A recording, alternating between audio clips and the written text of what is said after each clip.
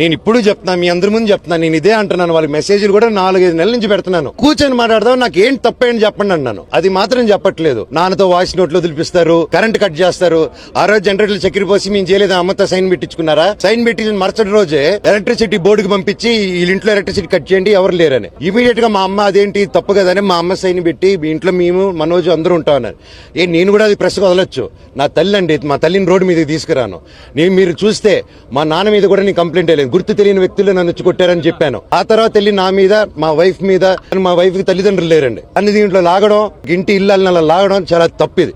నేను అక్కడ హర్ట్ అయిపోయా. నేను ఇంకేదైనా వెనకడికి వేస్తుంటాను. అలాగా ఒక తల్లిదండ్రులు లేని అమ్మాయిని, తనకి తల్లి అయినా తండ్రి అయినా నేనే. సో నాకు ఆ బాధ్యత ఉందండి. సో అందుకోసమే ఉన్నాను. కానీ నేను గొడవ చేయలేను.